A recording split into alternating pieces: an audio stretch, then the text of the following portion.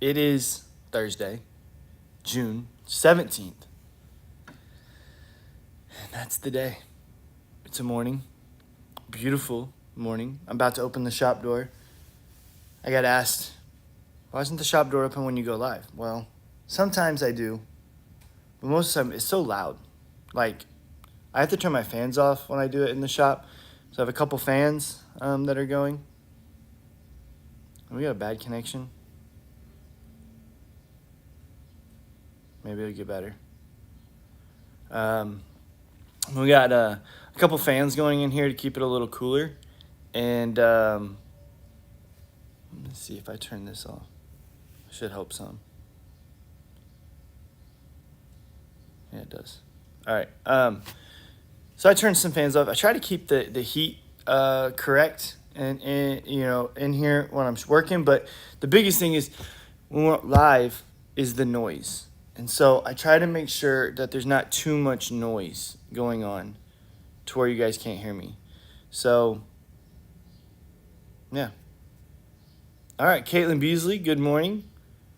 Twitch is telling me I can do something from my phone.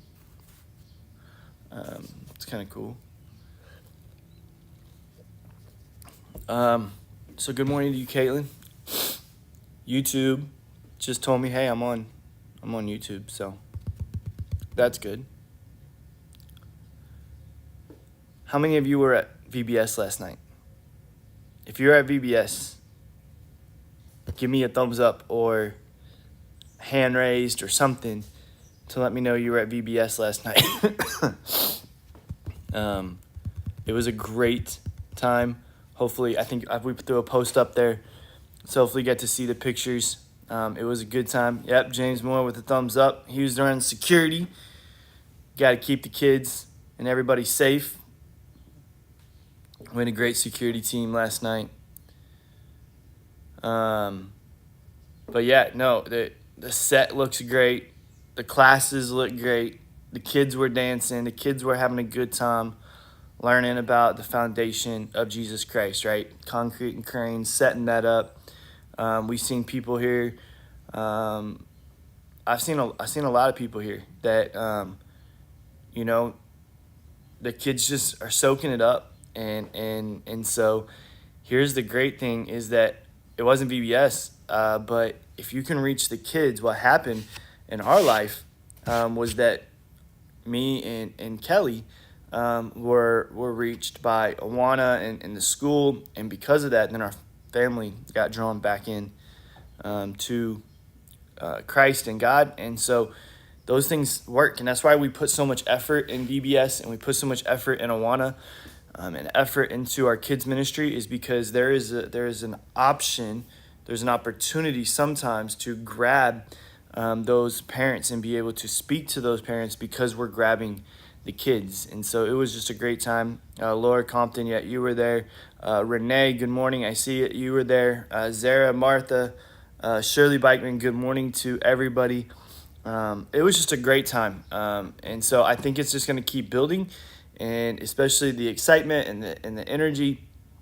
It was a Wednesday night. We're kind of all rushing around to make sure everything gets done. But tonight, right? I mean, it's Thursday, right? We're in the second night, so there's no rushing around trying to figure out what the last minute details are. It's just doing it and enjoying it. So we're gonna do the same thing on Friday.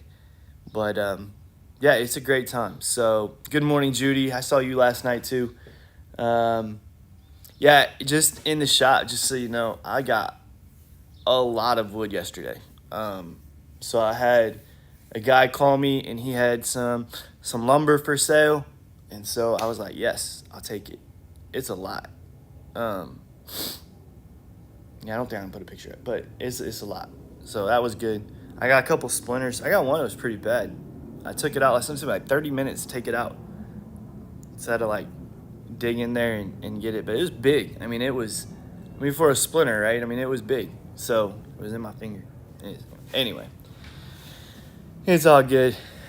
So today, let's get into it. John 11. Yesterday we talked about the awe of God. And I don't think, I could just talk about the awe of God again and give you a really cool story. And we could just talk about how amazing God is. And we could do that every day. And we could do that for the rest of our time. And we would not be able to completely and accurately and fully explain how amazing and how gloriful, how amazing and glorious, that's the word, that God is. And so, and that's not just me, that's not hyperbole. That's not just me making things up. That's not just me throwing things out there. That's being honest and accurate. Literally could not explain to you how amazing God is. But I do want to tell you bring up this thing in John 11.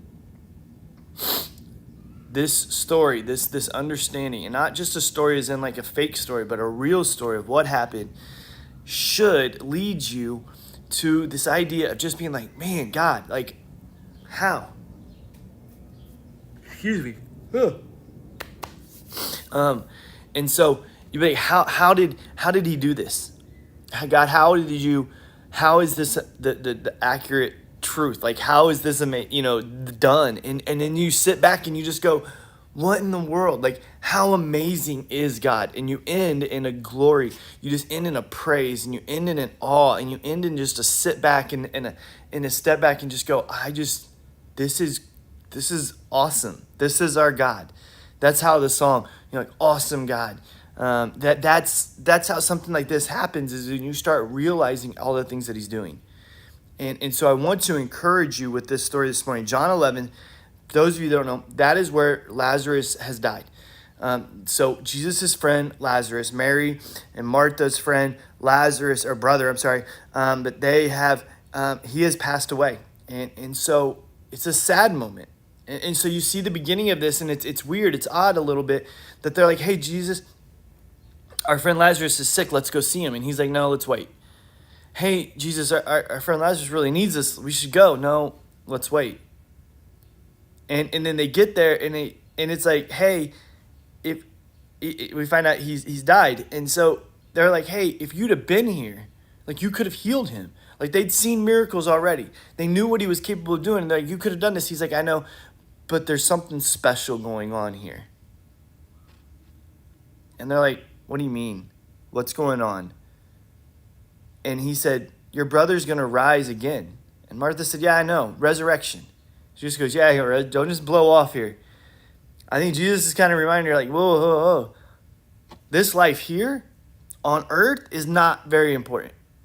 Like, it's important in the sense, it's very important, extremely important, in the sense that we have a job to do, and there's a responsibility we have to use this time here wisely, to redeem it, right? Because the days are evil. But this life is not that big of a deal. Eternity is important. Don't just blow over it when Martha says, yeah, I know that he's going to rise again in the resurrection on the last day. I know that. But, and he's like, whoa, hold on. Don't miss this, Martha. I know there's pain here. I know there's suffering here. And I know there's challenges here. And we want to fix those and we want to work on those. But Martha, the most important thing is eternity.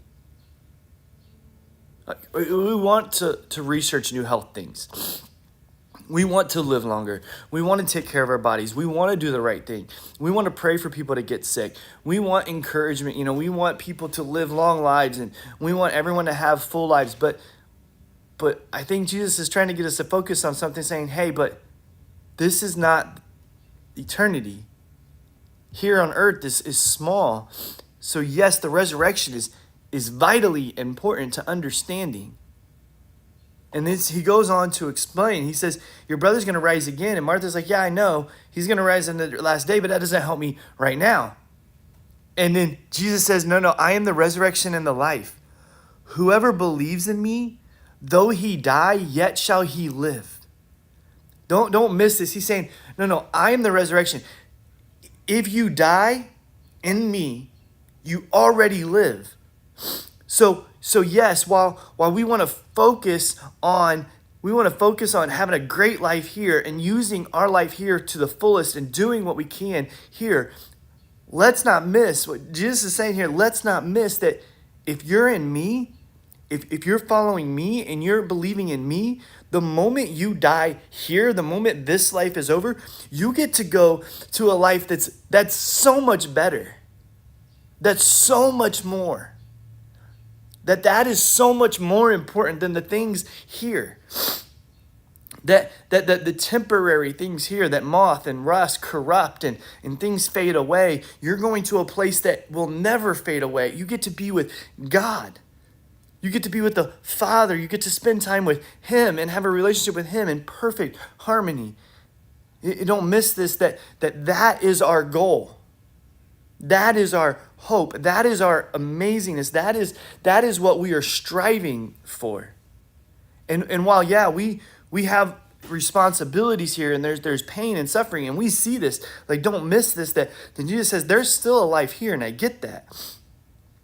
Because he weeps, because he misses his friend, and he sees the pain and the suffering. This life is still important. But our focus should be eternity. Our focus should be what's in the future. Evelyn is saying it right now, that there's a hope to come. That hope is what we live for. We don't live for here.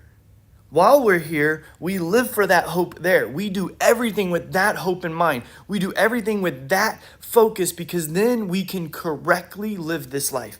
That is how Jesus says, no, take up your cross daily here and follow me, so that you can have rewards, so that, and not for the rewards, but that you can set yourself up so that you can do what you need to do in heaven. So that your life there, this life doesn't matter. It's not that big of a deal. It's that big of a deal in the sense of we're responsible and that we're here and we love people and we want to use this life properly, but it's not that big of a deal in compared to the situation that we get to spend eternity with God. And this should be a hope. It's exactly accurate that it should be an excitement. We want to talk about awe. We want to talk about being amazed. We want to talk about just kind of stricken by what God has done. This is what God has done. He has taken our mortal, messed up, fragile, just crazy lives, and he has made a way for us to have eternal life with him in perfection, in magnificence, in glory. And he said that is what you want to keep your focus on. That is what is important. Yes, we have pain. Yes, we have suffering. Yes, we have all of these things. But the worst thing for a Christian, there's a lot of things worse than dying. There's a lot more that's worse than a Christian than death. And what's worse for a Christian than death is living a life that's not eternally focused. That's not living a life and using this life to set ourselves up the way we're supposed to for eternity. We should be completely 100% focused on what eternity looks like in every decision we make, in every action we take, in every response that we have, every way we show love to others, the way we show compassion, the way we show care, the way we show grief, the way we show everything has Jesus and eternity in mind. And he's saying that is what is important, and not just to Martha, but to all of us. If you believe in me, you have eternal life. The moment you die, you start to live for once. And that is where our focus should be. Now, Jesus weeps. He resurrects Lazarus, and I often want to say, what did Lazarus say? What did Lazarus, right, who was everything we know, would have said? He was a believer. He trusted in Christ. He was on that path, right? He was a disciple of Christ. What would he say? I wonder what his statement was to his sisters or to Jesus or to whatever else, right? He had been dead. And he had been dead for a couple days. It says his body had already started to rot. And he gets pulled back. Now, I don't know. Again, a lot of scholars out there, and I'm not trying to make a theological argument here, but think for a moment. Just let's play an if game. If Lazarus was in heaven at the time that he died, Jesus hadn't been the sacrifice hadn't been made yet. Okay, we have some options there. But if he was in heaven with God and he got pulled back, I wonder what he would have said. Because here's my opinion. If he was in heaven and he got pulled back, he probably was disappointed. He was probably disappointed to not be able to stay with God. This is why Paul says he can't wait to die. For to die is gain, because I get to go spend the rest of my life with God. This is why Jesus said, listen, you don't fear death. Death is nothing. We get to live again with him, and we get to be with him eternally. Don't fear death. I would say today, don't focus so much on our life. We want to use our life. We want to do it properly. We want to tell as many people as we possibly can. What Zara says here is, worse than dying is not doing what we're told to do. Not telling other people about Christ, running into people and then finding out later that you could have told them. There's a lot of things worse than dying. Our focus, let's not focus so much on all this stuff here, but let's focus on the glory of God, the amazement of God, and what he has for us eternally. Not just here, not just in this moment, but forever. And with that focus, we will be able to do so much more for God. We will be able to use life. That doesn't mean we're not going to go through pain. That doesn't mean we're not going to go through suffering. But we go through it with a different mindset because we know this is temporary. We know this is a passing time. While it's hard, and it is, that's why we're here together as family and as friends to support one another and to encourage one another, because it's hard. And even if you know for a fact, I know this is going to be okay, and I know God's going to do something with this. It's still hard. It's still challenging. Jesus cried, and he's God. His emotions, his compassion still came out because he's human, and he knows that it's hard and it's sad to see pain and suffering and all of this other stuff, but we can do it with an eternal focus in mind. And we support one another with an eternal focus in mind. And we encourage one another with an eternal focus in mind. And we can say, yes, this is hard right now, but wait. But wait. And we're not where we're supposed to be yet, but we're going to get there. We might need some encouragement, might need some help, might need some challenge, some people to step up and do some things. And we might need to step up for other people. But we do that with eternity in mind. Why am I going to go through this challenging situation? Because we're setting up for eternity. Why am I going to be willing to be made fun of to tell other people about Christ? Because we're setting our things up for eternity. Why am I going to be willing to go through this hardship and make a stand when no one else is making a stand? Because we're taking a stand for eternity. We're setting ourselves up for eternity. But it's not going to do anything here. Nothing's going to change. Maybe not. Maybe, but maybe not.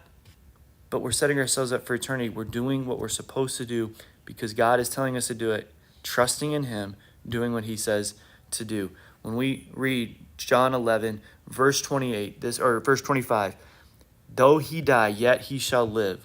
Let's not act as if death is the worst thing. Let's not live as if this life on earth is the most important thing.